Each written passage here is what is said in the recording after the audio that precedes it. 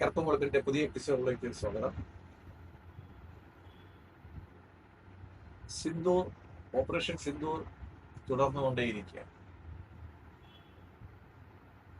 നമ്മുടെ പഹൽഗാമിലെ ടൂറിസ്റ്റുകളെ വെടിയുതിർത്ത് കൊന്നതിന് ശേഷം പാകിസ്ഥാൻ കഴിഞ്ഞ 14 ദിവസമായി നെട്ടോട്ടത്തിലായിരുന്നു. എന്ത് ചെയ്യും എന്നുള്ള ഒരു ഇന്ത്യ എന്ത് ചെയ്യും എന്നുള്ള ഒരു പേടിയിലായിരുന്നു അവർ ഇത്രയും ദിവസം പോയത്. ഇന്ത്യക്ക് ചെയ്യേണ്ടതെല്ലാം ചെയ്തു. ആദ്യം മര്യാദയ്ക്ക് ഒരു അടി കൊടുത്തവർ ഇരുത്താൻ നോക്കി. അപ്പോഴത്തേക്ക് പറ്റത്തില്ല, എനിക്ക് ഇനിയും വേണം എന്ന് പറഞ്ഞു. ഇപ്പോൾ രാജ്യം ഒരു പട്ടാള ഭരണത്തിലോട്ട് പോകുന്നു എന്നുള്ളതാണ് നമുക്ക് കിട്ടുന്ന അറിവ്. സൈന്യത്തിനെ ജനങ്ങൾക്ക് കൂടുതൽ പ്രിയമായിരുന്നു. കാര്യം നമ്മുടെ നേതാക്കൾ, അവരുടെ രാഷ്ട്രീയ നേതാക്കൾ ആരും കരിഷ്മയുള്ള ലീഡ് ചെയ്യാൻ പറ്റിയ, ഇമ്രാൻഖാനെ പോലെ കരിഷ്മയുള്ള ലീഡ് ചെയ്യാൻ പറ്റിയ ഒരു നേതാവും ഒരു മന്ത്രിയും രാജ്യത്തില്ല. അതിൻ്റെ ഒരു ഭയങ്കരമായിട്ടുള്ള ഒരു കുറവ് ആ രാജ്യത്ത് അനുഭവപ്പെടുന്നുണ്ട്. ജനങ്ങളും എല്ലാം പബ്ലിക്കായിട്ട് വന്ന് സ്വന്തം രാജ്യത്തിന്റെ നേതാക്കളെ പരസ്യമായിട്ട് ചീത്ത വിളിക്കുന്ന രംഗങ്ങളാണ് നമ്മൾ കാണുന്നത്. വളരെ ദയനീയമായ ഒരു രംഗമാണ്. നമ്മുടെ രാജ്യത്തെ, നമ്മുടെ പ്രധാനമന്ത്രിയെ, നമ്മുടെ പ്രതിരോധ മന്ത്രിയെ ഈ എല്ലാ ആശയപരമായിട്ടുള്ള എതിർപ്പുകളും മറികടന്ന് എല്ലാവരും ഒരുമിച്ച് നമ്മൾ എതിർപ്പുള്ളവർ പോലും സപ്പോർട്ട് ചെയ്തുകൊണ്ട് നിൽക്കുന്ന സമയമാണ് ഇന്ത്യയിൽ കാണുന്നത്. മറിച്ച് പാകിസ്ഥാനിലെ അവരുടെ ഭരിക്കുന്ന പാർട്ടിയുടെ എംപിമാരും അവരുടെ പാർട്ടിയുടെ പ്രധാന പ്രവർത്തകരും പരസ്യമായിട്ട് നിന്ന് പാർലമെന്റിനെ ചീത്ത വിളിക്കുകയാണ്. ഒരു എം പി പാർലമെന്റിൽ നിന്ന് പരസ്യമായിട്ട് മോങ്ങുന്നത് കണ്ട് എന്തൊരു ദയനീയമായിട്ടുള്ള അവസ്ഥ. ഇനി അടുത്ത് പാകിസ്ഥാന്റെ പ്രതിരോധ മന്ത്രി പറയുന്നത് തിരിച്ചു ചോദിക്കുകയാണ്, പാകിസ്ഥാനിലോട്ട് ആരാ ബില്ലാദിനെ കൊണ്ടുവന്നത്?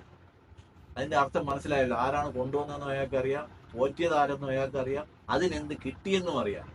ചില്ലറ പൈസ ബ്രിട്ടൻ അടക്കമുള്ള യൂറോപ്യൻ രാജ്യങ്ങളിൽ നിന്ന് വാങ്ങാൻ വേണ്ടിയിട്ട് അവർ ചെയ്ത വിടുപണി, അയാൾ പറഞ്ഞ വാക്ക് തന്നെ ഇതാണ്, ഡർട്ടി ജോബ് ഞങ്ങൾ ചെയ്തു എന്ന് സമ്മതിക്കുന്നത് 30 വർഷമായി.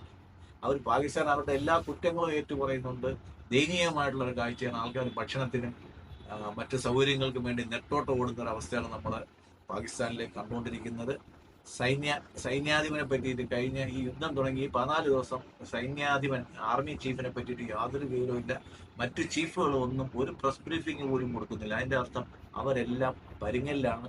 അതിൽ എത്ര പേര് രാജ്യം വിട്ടെന്നറിയത്തില്ല, എത്ര പേര് അവരുടെ ഫാമിലി, പലരുടെയും ഫാമിലിയെ വിദേശങ്ങളിലോട്ട് കടത്തിയായിട്ട് പറയുന്നുണ്ട്. അവരുടെ കൂടെ ഇവരും പോയോന്നറിയത്തില്ല. സൈനിക കലാപത്തിലോട്ട് രാജ്യം പോവും എന്നുള്ളതാണ് പല കണക്കൂട്ടലുകളും. ഇപ്പം നിലവിലുള്ള സൈന്യാധിപനെ അറസ്റ്റ് ചെയ്യുകയും പുതിയ സൈന്യാധിപൻ സ്ഥാനം ഏറ്റെടുക്കാൻ പോകുന്നു എന്നുള്ള വാർത്തകളാണ് നമുക്ക് പാകിസ്ഥാനിൽ നിന്ന് വരുന്നത്.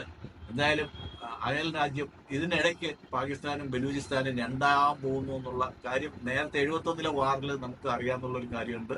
71 വാർ കഴിഞ്ഞപ്പോഴത്തേക്ക് പാകിസ്ഥാൻ രണ്ടായിട്ട് കീറി, 2 കുട്ടികളായി. ഇത് വീണ്ടും 2025 വാറിൽ വീണ്ടും പാകിസ്ഥാൻ 2ഓ 3ഓ ആയിട്ട് കീറുകയും പരസ്യമായിട്ട് ജനങ്ങള് ഇന്ത്യയും മോദിയെയും ഇന്ത്യയിലെ സർക്കാരിനെയും ഇന്ത്യയിലെ ജനങ്ങളെ അനുകൂലിക്കുന്ന ഒരവസ്ഥയാണ് നമ്മൾ കാണുന്നത്. ഇനി ഞാൻ നിങ്ങളെ കാണിക്കാൻ പോകുന്നത് ഇതിന്റെ തംബ്നെയിലായിട്ട് ഇട്ടിരിക്കുന്ന പടമാണ്.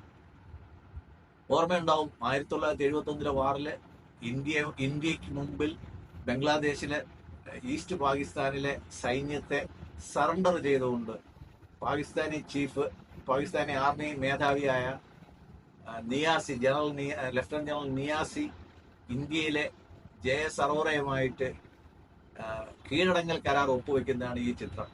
പട്ടാളത്തിലെ എല്ലാ കേന്ദ്രങ്ങളിലും, ട്രെയിനിങ് സെന്ററിലും എല്ലാം ഈ ചിത്രം വളരെ ഡെക്കറേറ്റ് ചെയ്ത് വെച്ചിട്ടുണ്ട്. കാണുന്ന ഓരോ സൈനികനും അതൊരു ഇൻസ്പിറേഷനാണ്. ഓരോരുത്തരുടെ ശരിക്കും രോമം എണീറ്റ് നിൽക്കുന്ന ഒരു പടമാണ്. പാകിസ്ഥാനെതിരായിട്ട് യുദ്ധം ചെയ്യാൻ വേണ്ടിയിട്ട് ഓരോ ജവാനും ഉള്ള ഒരു ഉണർവാണ് ഈ പടം. അതുകൊണ്ട് ഈ പടം നിങ്ങൾ ആരും മറക്കരുത്. നമുക്ക് ഇനി ഒരു നിയാസിയെ വേണം കീഴടക്കാൻ നമുക്കൊരു ജയ സറോറയും വേണം. ജയ് ഹിന്ദ്.